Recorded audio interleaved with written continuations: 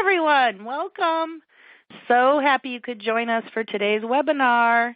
I am really excited for you to hear about how one shelter has solved for kitten season with this crazy innovative program.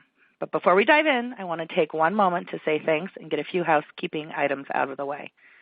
Thank you, Maddie's Fund, for hosting these webinars and creating a space for collaboration. You do so much for so many of us as a sheltering community. We are better for it. Thank you for supporting us and helping us to spread the good word. Okay, just a few quick items before we dive in. This is a mini Webby, which means we get right to the point and we get there quickly. It's our goal to have the whole thing wrapped up in less than 30 minutes, which means we do two things. The first is we hold all the questions until the end so we don't interrupt the presenter's flow. That said, don't hold your questions. Send them in as you think of them and we'll queue them up for Katie. The second, sometimes a conversation is so good it can't be contained in such a short time frame, and interrupting is the last thing we want to do. So at the end of this presentation, we'll move Katie, thank you Katie, and the conversation over to the Maddie's Pet Forum for the after show. There will be live links available for you in the Green Resources tab to transport you, so don't worry, you won't be left behind. Okay, back to today's topic. I'll never forget the day we came across this brilliant idea we're about to explore. We had been sifting through data, like we do, and we discovered that a shelter here in Northern California, Placer County, had made some incredible life-saving advancements. We sent out a little survey saying, hey, you're kicking butt. Can you tell us exactly what you're doing over there? And lo and behold, Katie replied and said, we pay a local nonprofit as a contractor to raise neonatal kittens until they're old enough to come back for spay, neuter, and adoption. The cost is per kitten, and it includes foster care, vaccines, dewormer, and formula. What? Of all the things we've heard, of all the brilliant ideas y'all have come up with, outsourcing kitten rearing was a new one for everyone on our team. And we couldn't pick our jaws up fast enough off the floor and call her to find out the details. And I'll let Katie tell you the ins and outs of the partnership, but first, a little about Katie. Katie Ingram has been the Animal Services Manager at Placer County Animal Services in Auburn, California for the past 2 years. Since joining the team, she's been responsible for the opening of their new state-of-the-art animal shelter, increasing community engagement, and developing new and progressive shelter programs. Katie has worked in the animal services industry for the past 12 years and previously oversaw the volunteer, public education outreach, and rescue coordination programs at OC Animal Care in Orange, California. Katie, thank you for joining us today. Great. Thank you for having me here. I really appreciate the opportunity to share our program with so many interested shelters and folks in the rescue community. You kind of summed up everything about me and where I came from, and one other thing that I wanted to share that we were kind of just talking about here was in the past, for all of us, neonatal kittens pose a huge challenge for shelters. And at one point, and in many shelters, a 24-hour kitten nursery ended up being a real lifesaver and a problem solver for their facilities. Me and my team at my previous shelter looked at several of those and really wanted one of those and felt like it would change our program. But when we looked at the cost, we realized that it was just not feasible. And so when I came up to Placer County and got a feel for what we were kind of looking at here and what we were doing, it hit us that there was another way you could look at it that may not cost as much and might work really well, especially if you have a great community partner, and that's sort of where this program came from and how it's been so successful. And it really, scratched that itch for me to save these kittens without having to invest in that 24-hour nursery. So today I'm going to talk a little bit about our program and kind of where we came from and who we are, and then just delve right into what the program is and how it's changed our life-saving numbers here and what we do as a shelter.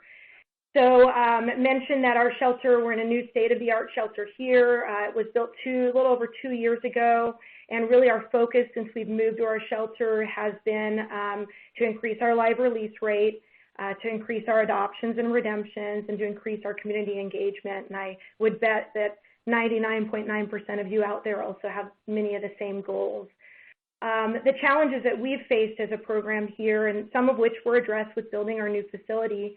The first one is we really had an outdated shelter, a model that really didn't meet up to the community's expectations and wasn't built for creative programs. Our staff was clamoring to do really great things, but the building was small and really wasn't designed that way for the animals.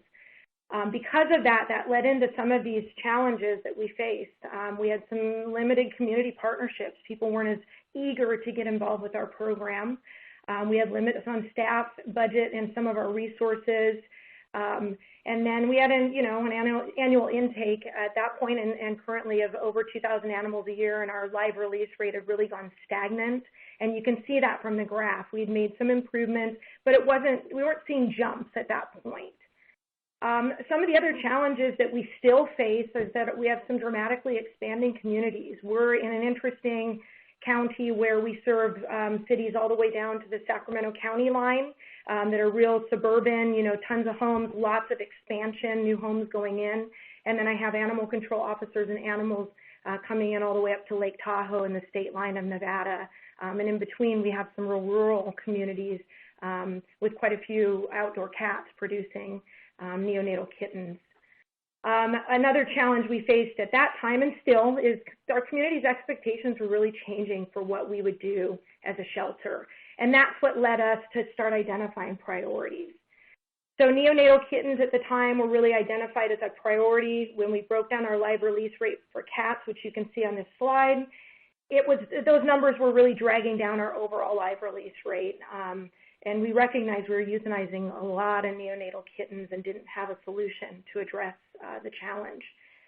Some of the pros of the program and starting something for them is that they're easy to adopt, as we know, and our staff morale would immediately improve if we weren't euthanizing them. We knew there'd be impacts on our live release rate. We would also have opportunities to meet some of our community expectations.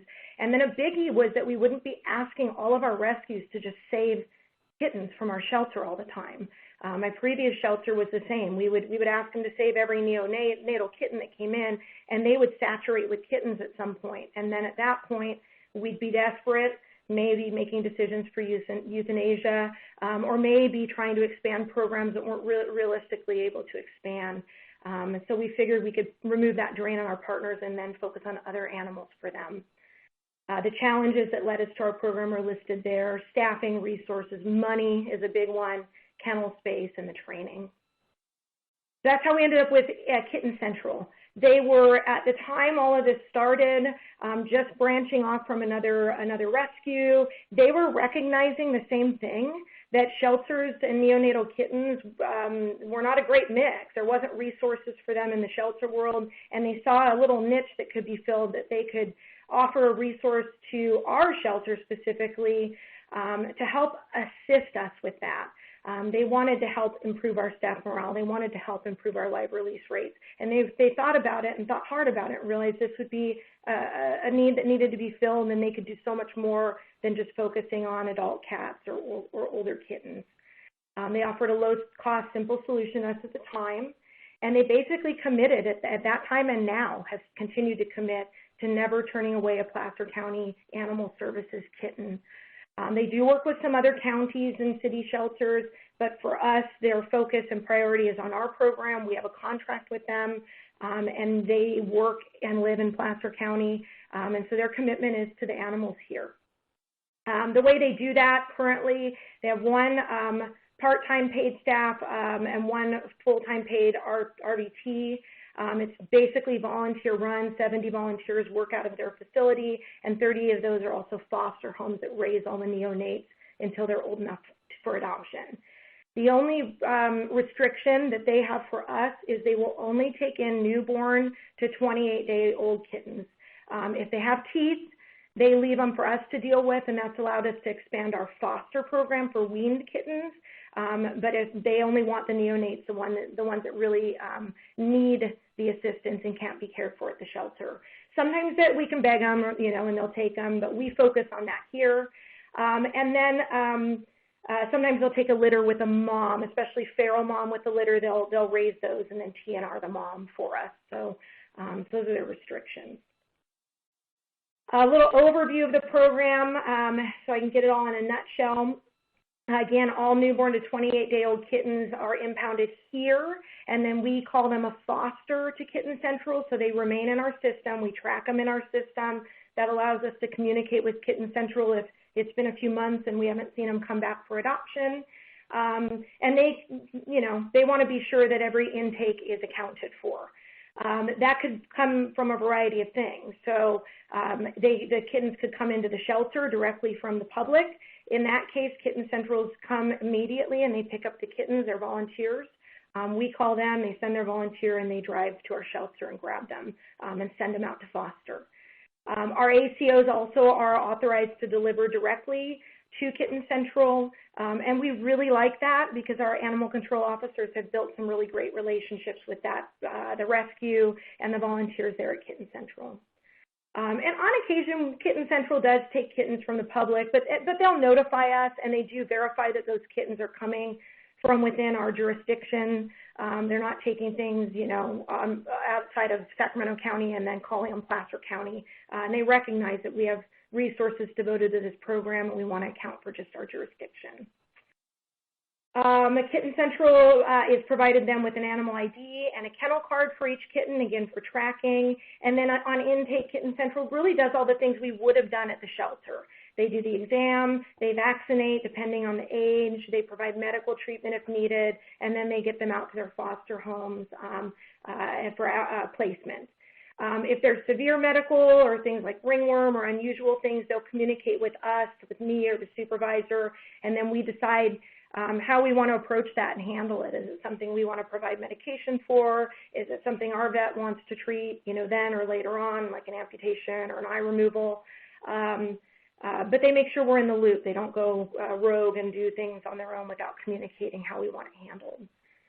While the kitten remains there, this is where we think the huge value to the program comes from, is that they provide the foster homes, they provide all the supplies, they provide the 24/7 care, husbandry, they deal with most emergencies, they have relationships with local veterinarians outside of us, and they follow all the same shelter medicine protocol that we follow for vaccinating, for disinfecting and cleaning, for treating, and for illness.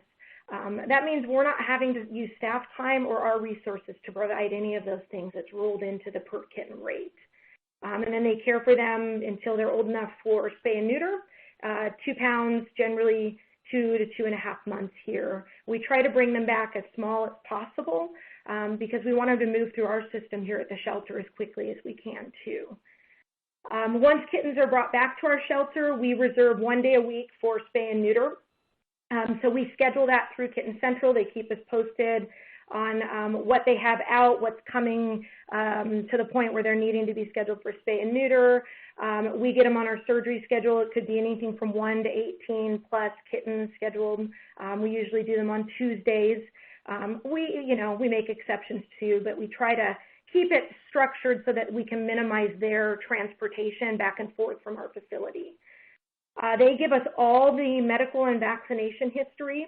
We enter all of that into Chameleon, and then they provide us with photos, video, and descriptions. So that paper on the screen is actually the packet that comes back from Kitten Central, and that's some nice photos, a profile for the kitten. They attach a microchip. That's the microchip our vet will implant, and we do provide them with those microchips out of our supply here. Once back on our facility, then becomes my job to get them out of here, find them homes as fast as we can. So we start promoting for adoption. We utilize that paperwork that came with the kitten on the kennel so that all that foster's amazing notes and photos go with the kitten. We talk up all the benefits for our community for adopting one of the Kitten Central kittens. Obviously, they've been hand-reared, they've received all their vaccinations, we can tell them where they came from.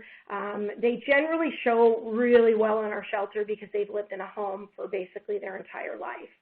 And we use that to our advantage. We market them like crazy. And we recognize that marketing drives people to Kitten Central for potential volunteering, fostering, and donations too. One thing we realized pretty quickly when we started saving all our neonatal kittens was that it's great, first of all, but the impact of the number of kittens then that we needed to get moving through the shelter for adoption increased dramatically. So something we had to consider with this relationship was we've got to have adoption events because otherwise I could have 20 to 50 kittens coming back a week from Kitten Central, and if I'm charging full adoption fees in the middle of summer, those kittens may not move that week. I'm bringing in smaller kittens the next week, and these kittens are getting older, and they're going to get overlooked. And so we now coordinate events like the two on this page with the intakes of kittens from Kitten Central, and we offer free or $10 or $15 adoption fees. And we saw our length of stay decrease dramatically from that. And we see the kittens, just moving through quickly. We've always got kennel space for them.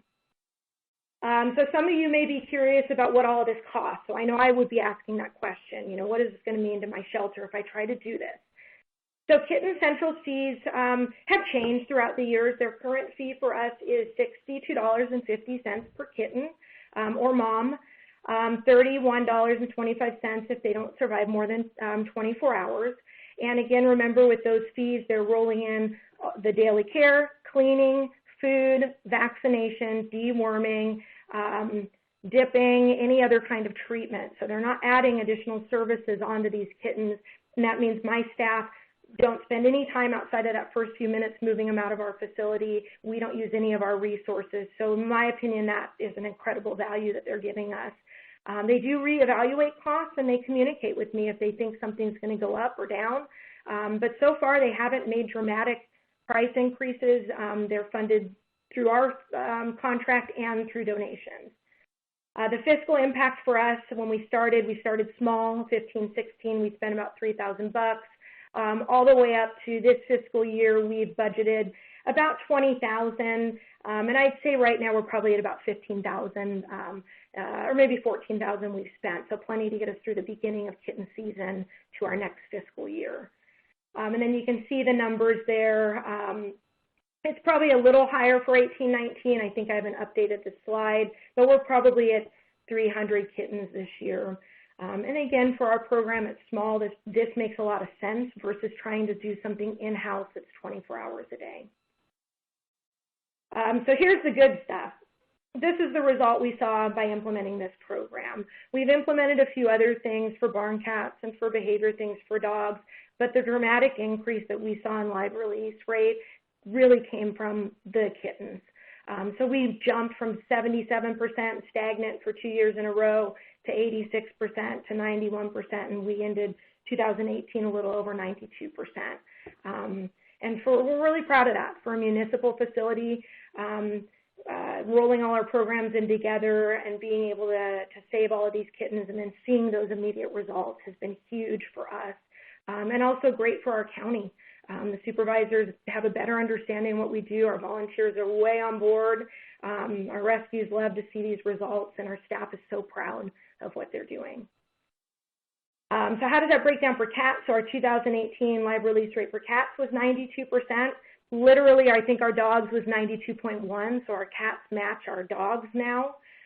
Because we're saving the kittens and we're doing adoption promotions, our cat adoptions increased by 151%, so expect that.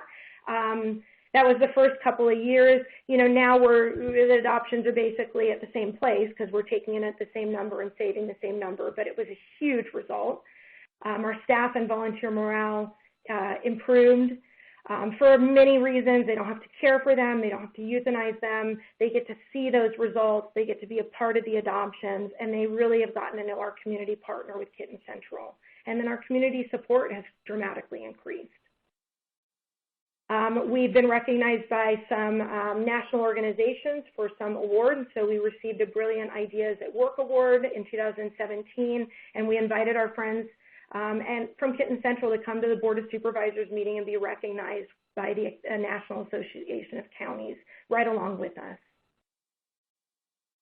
We've had increased partnership. So I just put some slides, some of the ways we work together. So with Kitten Central, Penny, who's their leader, she and I talk all the time. It's a very open communication style between our two programs. Number one, we have to be, but also we're huge supporters of each other. They invite us to their bake sale to do free vaccines and microchips, and our staff and volunteer love that. They host their foster training here at my shelter, and then we do tours for those folks that want to see the behind the scenes where their kittens come back to. They invite us to their open house, And then for this year only, I included this picture because for this year, Kitten Central and our shelter are partnering together to work with the Paradise Animal Shelter that was impacted by the campfires, and we've committed to saving their neonatal kittens for this year only, so they have one less thing to worry about at their already impacted facility. So it's been a really unique opportunity for both of us to do some really neat things for each other and for our community. Some of the last things I wanted to include, because we get asked about this a lot, what are the challenges and our biggest successes? So from Kitten Central's perspective, when I ask them, you know, just what we would probably expect. They have a lot of volunteer attrition. People are really jazzed about joining the program, but it's emotionally and physically taxing to raise neonatal kittens. And so they tend to see volunteers burn out within 1 to 2 years. Sometimes they come back. Sometimes they move on to other positions within their organization. But every year they need to have a big volunteer recruitment, retrain new volunteers, and they expect that they may not last long. Also, fundraising is challenging for them because they can't let their guard down. They always have to be fundraising. For us, it's kind of the same. We need to ensure and justify our funding whenever we write our budget. Every year, we need to be sure there's money set aside for Kitten Central, and then we want to make sure the county and community understand why we're reserving those funds and how it helps us at the shelter, how it impacts our program, and why it is so important. Another challenge has been coordinating our surgery schedule and our events just to keep the kittens flowing through the shelter.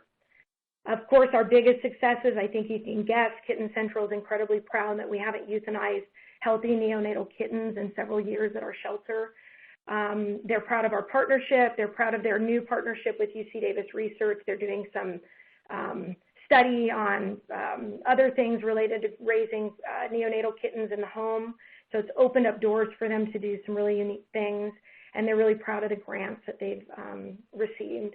And then for us, our big success is really our increased staff, volunteer morale, increased staff and volunteer support of our program, better utilization really here of our staff time and resources. We don't have to spend the time on these kittens. We can use that time to run play groups or provide enrichment for our adult animals. Or treat ringworm or some of those things that we would have probably felt were fairly daunting if we were trying to manage all of this here. And then last, it's, you know, an amazing and unique resource for our shelter, for our animal control officers, and for our community.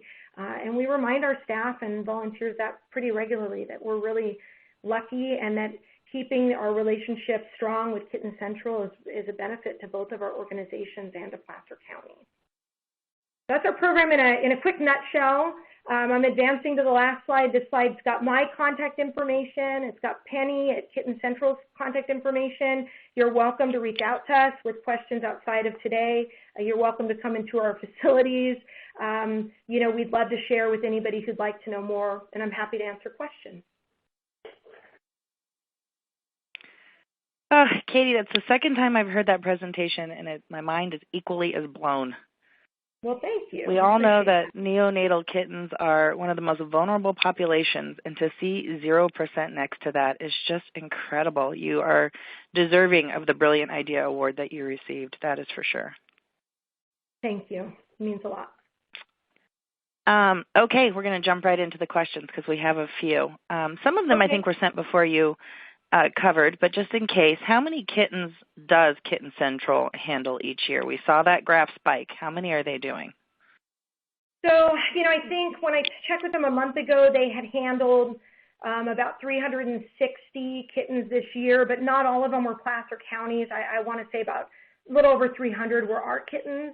So our total kitten intake here is probably between 400 and 500 per year for our facility, sometimes lower, sometimes higher.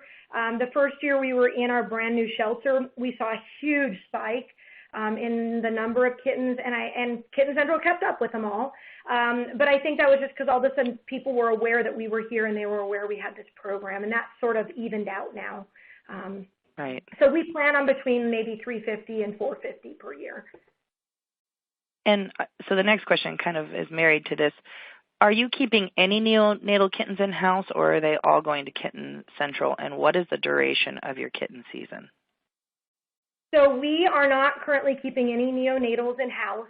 We only keep kittens that are over 28 days that are eating, that have teeth. Kitten Central will pretty much take anything not eating or doesn't have teeth. The rest we send to foster. We only manage the foster program for those.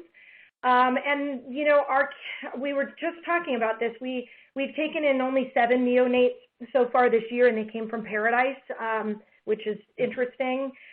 Usually it starts in March, and then last year we took in kittens all the way through November, early December, so it can be kind of long for us. Probably our biggest months are March, April, May. And you're in it right now. We're getting into it, yep. I know this is the question you received many times at your last presentation, but we all want to know, how the heck does $20,000 cover all that, plus the full-time and part-time RVT? That's a question for Kitten Central. I think, for them, what we recognize is that they're giving us an incredible value. So I'm not delusional thinking that $65 or $62.50 covers all of their costs. I think what we came down to with them was it's not really fair for us to ask them to do that for free, or to ask rescues to take all these animals for free. Plus, if I can bring them back for adoption, that dramatically also changes my numbers here. So what Kitten Central does is they fundraise.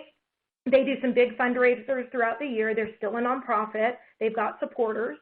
And then they budget in our $20,000 or our $62.50 for kitten into that budget. They ask for grant funding for a lot of the food and supplies, and I think they may have grant funding that covers some of the staff. Again, on our end, we spend some for spay and neuter, and like we would with any animal until they're adopted. But we just budget to pay Kitten Central to raise the kittens, and they supplement with outside funding sources. With outside funding. Do you know how they recruit their fosters? I know you kind of touched on that once a year they have to do a big foster drive, but do you know how they're doing that? I think a lot of it's word of mouth. Penny pretty regularly gets recognized by our cities within Placer County for like Person of the Year and things like that. So she puts her name in the hat a lot to bring her name up into the community so people are aware of her organization. Outside of that, they do an open house. They just did an open house on February 23rd. They promoted that farm-wide. We did as well on our social media channels. We try to get their name in the news whenever we can. And then they do their open house, which they also, or their training, here at the shelter that they promote through social media, news articles and things like that. They're pretty well known at this point within not just our community, but Sacramento County. I think that's grown over time because of the word of mouth and some of this recognition that they've received. Do they have their own building, or are they located inside your shelter? Or? So that's a good question, which is why if you're in the area, you should try and tour their facility and ours. They operate out of Penny's house, basically, but Penny's house isn't a normal house. It's a big kind of ranch home in the middle of the country. And so Kitten Central is just that. Kitten Central is her living room and garage, and she's got an intake center set up there. She's basically devoted her whole life to this. She's got some kennels, temporary holding kennels set up there, and some supplies in her garage. So she funnels them through there and out to the foster homes. And they come back to Kitten Central, her home, for vaccines and things like that. And that's where the RVT works out of, and that's where the volunteers work out of, is out of her facility there. And they're in Newcastle, about 15 minutes away from us. Oh, that's convenient. Are you aware of any other communities that are doing this? You certainly were the first for us. I'm not. And in fact, like I said, when I came up here and we really started going through this and talking about this, even myself, I thought, well, now I'm kind of kicking myself. At my previous shelter, I never thought to pay rescues anything for kittens. I mean, and I probably, at the time, nobody was doing it. And looking back, I wish I had, even if it was just, 10 or 15 kittens we outsourced, that would have saved those 10 or 15 kittens, right? And so I am not aware, but Penny and I talk all the time about wanting our program to become a model potentially for maybe other rescues that really like raising kittens, but they don't like having to adopt them, that want to just do a small piece of it and not have them for their whole life until they find a home. I've had a couple of shelters come here that have looked at our program that have recently talked about modeling after us, but I'm not sure if they've started those programs or not. I think it's coming. I think rescues out there will certainly recognize the benefits of not having to fundraise so much, getting paid a little bit, and not having to then be responsible for adoption, and then also having that impact on their local shelter's live release rate and being the one that can say, hey, we did that. So I think it's coming. I hope to see other programs, like I said, even on the small scale. And I know for us, in the next several years, this is going to be the route we go as we continue building our older kitten foster program and some of our other programs. I mean, it's just genius, allowing everybody to specialize and focus. And I mean, the graph speaks for itself. It's just genius. So as you might imagine, we have questions pouring in, but we only have about 2 or 3 minutes left. So get your questions in. We're going to take a couple more. And then just as a reminder, everybody, we're going to move over to the Maddie's Pet Forum. So there's plenty of time to get them in, but just a few more while we're live here. The Itty Bitty Orphan Kitty Committee has a question. I just love that name. Does the contract only include a fee, per kitten to Kitten Central? Does PCA contribute any funds for the faculty or the 2 paid staff running Kitten Central? We don't. On occasion, we'll advertise in their calendar that they use for fundraising, which we pay for. There are times where Penny and I will communicate, and, like I said, we provide the microchip, so we supplement some things where we can with supplies. We will buy supplies for them if there's some, they had a ringworm situation this summer, so we offered, to pay for the oral and the external medications because we knew that was a unique issue and we wanted those kittens to have a chance too. But it gets kind of weird in counties if you try to pay for things outside of contracts.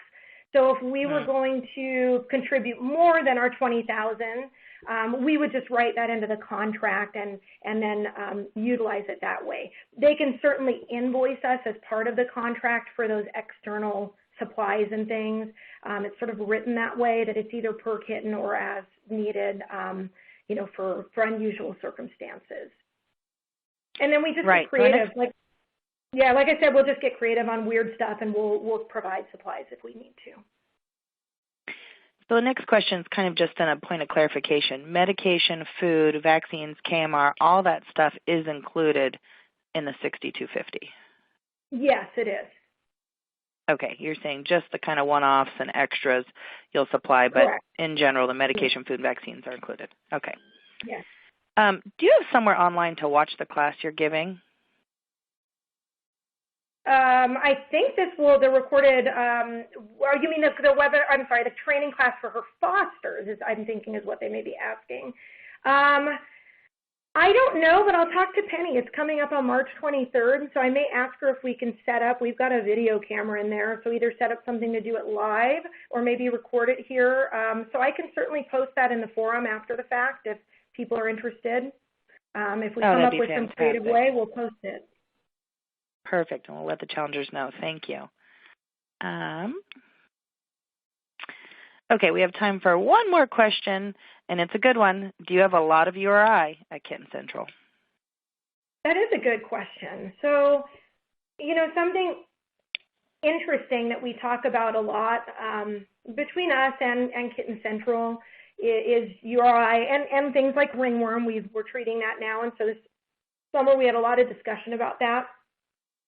Our facility is new, 2 years old, and was designed to address a lot of the issues that cause URI. So we're fairly lucky at our shelter that we don't see a lot of URI here. Most of the time, we're really lucky at Kitten Central that they don't see a lot of URI there, I think because they follow quite a few of the same protocols. and most of the kittens are going to foster homes where they're not overloaded. We used to let them outsource spay and neuter to an outside vet instead of doing it here. And we did start to see quite a bit of URI from those kittens that were getting altered at that particular high-volume hospital. So we changed our protocol and started bringing them here, and that seemed to address that issue. And there have been a few one-offs with foster homes or with this recent ringworm outbreak where Penny and I had to have a real discussion about, does that foster home maybe have too many kittens? Were they following all of the protocol? What was going on there? So I'm not going to say it's never come up. It doesn't run rampant. But when we notice that it's happening, we have that open communication with Penny, and we get to the bottom of it. And that has meant things like not allowing a foster to continue fostering for a period of time, and then them really managing the number of kittens that are in each home and how they're handling them. Right, we know low stress and good housing reduces URI dramatically, so having all those neonates outside of the shelter has got to be helpful for housing there within Actually, good County. point. Had we tried to bring them all here and raise them all here, even in this brand new shelter, we probably would be struggling with it here. I would imagine. Okay, we are right there on the hour. We have to go. But Katie, thank you so much for spending time with us today and sharing this very innovative program with everybody. I know there are more questions, so just as a reminder, we're moving over to Maddie's Pet Forum. Look for the link in the bottom, your green widget, resources. There are other resources down there too, so make sure you check for all the goodies. And also as a reminder, this webcast will be available in just 24 hours, so we'll post the link in the forum if you want to share. Share with your staff. I'm sure you're going to have more questions like we did after you start talking to people about what you heard today. So Katie has graciously agreed to monitor the forum, so if things come up later after today, she'll be there to kind of see it through. So thank you for that, Katie, and thank you for spending time with us today. Great. Thank you for having me. All right. Keep calm and kitten on, everybody. See you later.